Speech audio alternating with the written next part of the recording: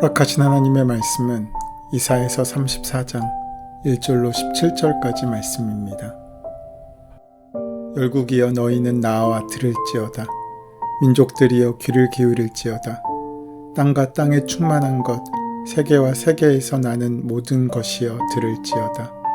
대저 여호와께서 열방을 향하여 진노하시며 그들의 만군을 향하여 분내사 그들을 진멸하시며 살육당하게 하셨은즉 그 살육당한 자는 내던진 바 되며 그 사체의 악취가 솟아오르고 그 피의 산들이 녹을 것이며 하늘의 만상이 사라지고 하늘들이 두루마리같이 말리되 그 만상의 쇠자나미 포도나무 잎이 마름과 같고 무화과나무 잎이 마름 같으리라.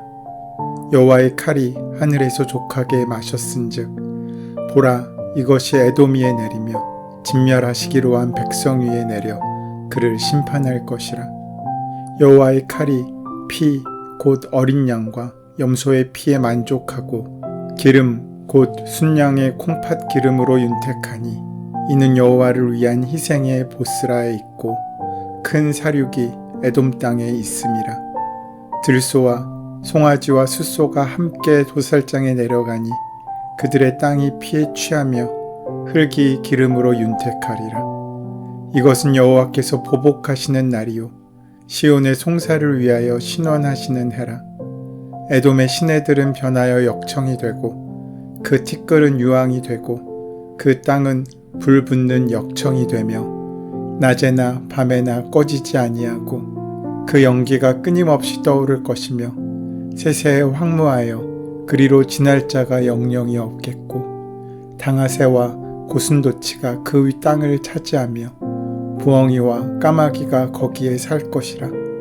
여호와께서 그 위에 혼란의 줄과 공허의 추를 들이우실 것인즉 그들이 국가를 이으려 하여 귀인들을 부르되 아무도 없겠고 그 모든 방백도 없게 될 것이요 그 궁궐에는 가시나무가 나며 그 견고한 성에는 엉겅퀴와 새품이 자라서 승냥이의 굴과 타조의 처소가 될 것이니 들짐승이 이리와 만나며 숫염소가 그 동류를 부르며 올빼미가 거기에 살면서 쉬는 처소로 삼으며 부엉이가 거기에 깃들이고 알을 낳아 까서 그 그늘에 모으며 솔개들도 각각 제 짝과 함께 거기에 모이리라.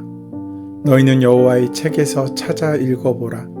이것들 가운데서 빠진 것이 하나도 없고 제 짝이 없는 것이 없으리니 이는 여호와의 입이 이를 명령하셨고 그의 영이 이것들을 모으셨음이라.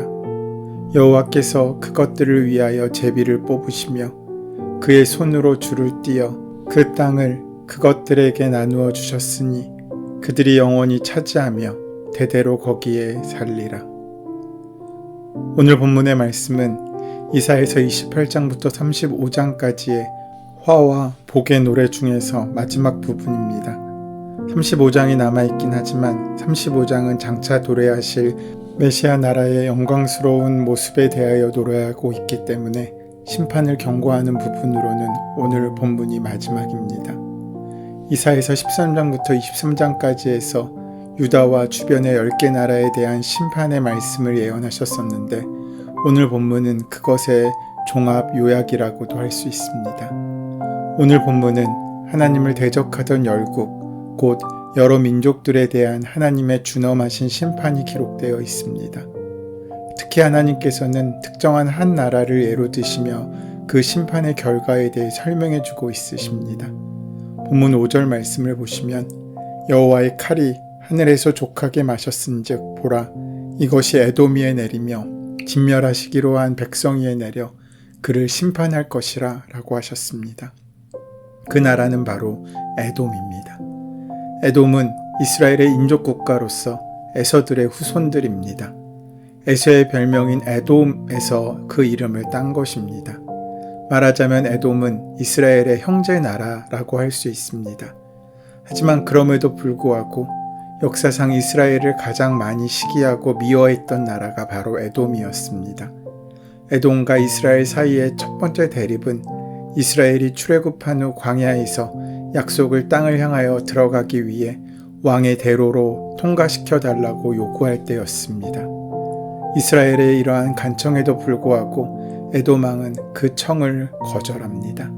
그에 따라 이스라엘은 빠른 지름길을 내버려 두고 먼 길을 돌아가야 될 수밖에 없었습니다. 이후 사울과 다윗은 에돔과의 전쟁을 치르게 되고 에돔은 이스라엘을 미워하는 가장 대표적인 인족국이 됩니다. 그 에돔을 예로 들어서 하나님께서는 하나님의 백성들을 괴롭히는 자들의 임할 심판의 과정과 결과를 구체적으로 기록하게 하셨습니다. 9절부터 17절의 말씀은 하나님의 심판 이후에 이 땅의 최후의 모습에 대해서 그려지고 있습니다. 하나님의 심판의 결과는 세 단어로 압축될 수 있습니다. 10절의 황무, 11절의 혼란, 11절의 공허. 에돔을 포함한 열국익들의 죄는 살아계신 하나님을 부인하며 자신들의 힘과 권력을 의지한 것입니다. 더 나아가 하나님의 백성들을 괴롭힌 죄입니다. 그것은 곧 하나님께 대적한 것으로 간주됩니다. 그 결과 그들의 삶은 황무함과 혼란 그리고 공허함으로 얼룩지게 됩니다. 삶의 터전은 거칠어지고 뒤죽박죽 어지러워지며 아무것도 없는 텅 빔의 상태, 곧 헛된 공간으로 변하게 됩니다. 여기서 에돔이 불타는 역청과 유황으로 황폐해질 것에 대해서 예언하고 있는데 그 모습이 마치 하나님께서 불로 심판하신 소돔과 고모라의 모습을 연상하게 만듭니다. 좀 더 구체적으로 말씀드리면 시내에는 물이 흘러야 하는데 물이 아니라 지금의 아스팔트라고 할 수 있는 역청이 흐르고 밭에도 부드러운 흙이 깔려 있어야 보리와 밀 그리고 채소 등을 심을 텐데 역청으로 깔려지게 된 것입니다. 게다가 불까지 붙어 있어서 아침부터 밤까지 꺼지지도 않습니다. 그래서 연기가 끊임없이 치솟아 오르고 황폐하여져서 더 이상 사람들이 지나다닐 수 없게 되었다고 합니다. 그만큼 에돔이 철저하게 파괴될 것임을 말씀하고 있는 것입니다. 11절에서 15절의 말씀은 황량하게 된 에돔의 모습을 좀 더 구체적으로 표현하고 있습니다. 역청과 유황으로 불타버려 황폐화된 에돔에 온갖 동물들이 살게 될 것이라고 합니다. 당아새는 사다새, 즉 펠리컨이라고도 번역되기도 하고 올빼미라고 번역되기도 합니다. 이 새가 어떤 새인지 간에 그 둥지를 인적이 없는 곳에 틀기 때문에 이 새가 언급된다고 하는 것은 사람이 거주할 수 없을 정도로 에돔 땅이 황폐화됨을 의미합니다. 그리고 고슴도치는 해오라기로 번역된 성경도 있는데 고슴도치로 보는 것이 더 적절할 것입니다. 그 외에도 에돔 땅에 부엉이와 까마귀가 살 것이라고 합니다. 당아새나 고슴도치, 부엉이, 까마귀는 모두 레위기에서 사람이 먹을 수 없는 부정한 짐승들입니다. 이런 야생동물들이 사람 대신에 산다고 하는 것은 그 지역이 다시는 사람이 살 수 없는 곳이 되고 하나님 앞에 부정한 곳이 될 것이라는 의미입니다.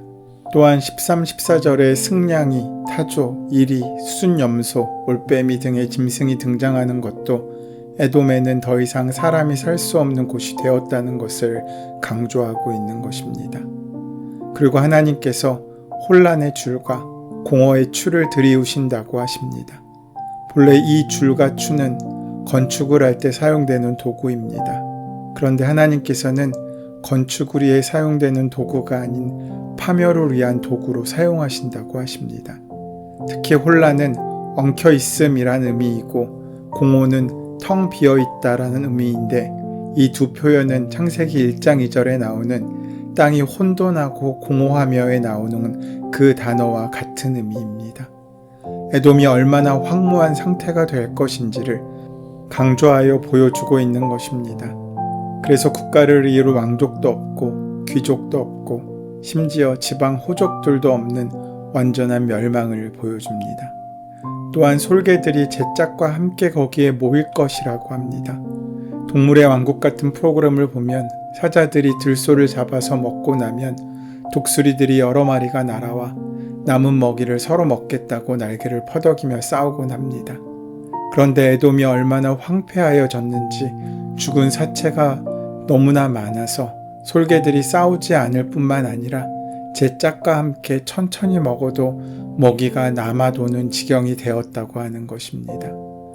이처럼 비참한 상태가 될 것이라는 아주 무서운 예언의 말씀이 담겨 있는 것입니다. 오늘 본문의 말씀을 통해 우리는 영적인 교훈을 얻을 수 있습니다. 먼저 하나님의 백성을 괴롭히는 것은 곧 하나님을 대적하는 것이고 그에 따른 하나님의 준엄하신 심판이 반드시 있다는 것입니다. 오늘 우리는 이 땅에서 하나님의 백성들로 살아가고 있는 사람들입니다. 하나님의 뜻에 따라 하나님의 백성답게 살아가라고 주님으로부터 택함받은 사람들입니다. 그러기에 우리는 세속적인 가치관을 따르지 않고 주님 중심의 삶을 살아가려 노력합니다. 그럴 때마다 세상 사람들로부터 시기와 미움, 괴롭힘을 당하는 것은 어찌 보면 당연한 일입니다. 바로 그때 그들을 향한 하나님의 엄정하신 심판이 있다는 사실에 대한 믿음은 우리로 하여금 환난 중에도 참을 수 있는 인내의 원동력이 됩니다. 더 나아가 그 사실은 우리로 하여금 우리 스스로 원수를 갚으려는 자구책을 마련하지 않고 하나님께 온전히 맡기는 하나님 중심적인 방법을 택하게 합니다. 불의한 본능을 지니고 있는 우리는 자신을 합리화하며 정당한 전쟁을 치르려 하지 않고 불의한 복수를 하려 합니다. 하지만 바로 그때 하나님의 원수 갚아주심과 원한을 풀어주시는 신원하시는 하나님을 깊이 신뢰하며 믿음으로 나아갈 때 우리는 선으로 악을 이기는 방법을 배울 수 있게 될 것입니다. 두 번째로 하나님의 백성들을 괴롭히며 하나님을 대적하는 자들에 대한 이 땅에서의 하나님의 심판은 그들 삶의 황무함과 혼란함, 공허함으로 드러난다는 것입니다. 그들은 하나님의 공의를 외면한 채 자신들의 힘과 권력을 의지하며 하나님의 백성들을 미워하고 압제합니다. 자신들의 주머니와 배를 채우기 위함입니다. 아니면 이미 움켜진 것들을 놓고 싶지 않아서입니다. 하지만 그런 죄악된 그들의 행태는 그들의 영혼을 메마름으로, 삶을 무질서로, 인생을 허무함으로 이끌어가기 마련입니다. 먼저는 그들의 삶 속에 황무함 속에서도 풍요로움을, 혼돈 속에서도 질서를, 공허함 속에서도 의미를 부여해 주시는 하나님이 그들 안에 없는 하나님 부재의 상황인 까닭입니다. 다른 의미로 하나님께서 그들을 상실한 마음대로 내버려 두신 결과라고 할 수 있습니다. 그에 따라 탐욕과 욕망을 쫓던 그들의 영혼은 피폐해지며 삶은 혼돈으로 가득하며 마침내는 헛되고 헛되니 헛되고 헛되도다 하는 허무감 속에 후회로 생을 마감하게 됩니다. 하나님의 백성들에게 행한 해악이 그들 삶의 부메랑처럼 되돌아오게 되는 것입니다. 세 번째로 본문에 등장하는 에돔을 반면 교사로 삼아 우리 삶을 성찰하고 재정비해야 합니다. 오늘 본문은 에돔을 예로 들면서 열국들에 대한 하나님의 심판이 기술되어 있습니다. 하지만 이 메시지는 예루살렘을 중심으로 남유다 사람들을 대상으로 선포된 말씀입니다. 결국 이 심판의 메시지는 이스라엘 백성들에게 위로의 메시지인 동시에 경고의 메시지이기도 합니다. 하나님의 백성들일지라도 에돔과 열국들처럼 행할 때 그에 따른 하나님의 준엄하신 판단이 있게 될 것이라는 것입니다. 우리 그리스도인들의 삶의 현장은 믿지 않는 세상 사람들로 둘러싸여 있습니다. 하지만 그에 못지않게 우리의 삶은 믿음을 소유한 그리스도인들과의 관계로 연결되어 있습니다. 믿음의 가족들, 믿음의 지체들, 믿음의 교인들, 더 나아가 익명의 그리스도인들까지 오히려 우리의 삶은 믿음이라는 공통분모를 지닌 사람들과의 관계에 의해 더 많이 좌우된다는 것을 기억해야 합니다. 어떤 상황이 우리에게 주어지고 또 어떤 사람들을 만나게 되는지가 중요한 것이 아니라 그 모든 상황 가운데도 하나님의 말씀을 믿고 의지하고 순종함으로 나아갈 수 있는 믿음의 발걸음이 우리에게 더 귀하고 중요한 것입니다. 세상의 마지막이 아니라도 우리는 결국 각자의 마지막을 맞게 될 것입니다. 우리의 삶과 믿음이 비극적인 결말을 맞지 않으려면 우리의 속사람이 언제나 하나님을 향해 있어야 합니다. 우리의 속사람이 하나님을 향하고 있다면 세상적으로 아무리 연약하고 보잘것없어 보여도 우리는 영원한 시각에서 결국 해피엔딩을 맞게 될 것입니다. 오늘 하루도 주님 안에서 함께 지어져 가므로 우리의 속사람이 하나님을 향하고 하나님의 은혜를 누리는 복된 날이 되시기를 소원하고 축원합니다. 은혜의 주님, 저희의 인생에서 그리고 역사 속에서 무슨 일이 일어나든지 하나님의 공의로우심이 드러나고 감사와 기쁨으로 오늘을 살게 하여 주시옵소서. 예수님의 이름으로 기도드립니다. 아멘. 이제 오늘 이 아침 우리에게 허락하신 오늘 본문의 말씀이 지금 우리에게 말씀하고자 원하시는 하나님의 음성을 만나는 귀한 도구가 될 수 있게 되기 위하여 깊이 본문의 말씀을 묵상하시고 함께 기도하는 시간 가지도록 하겠습니다. 함께 기도합니다.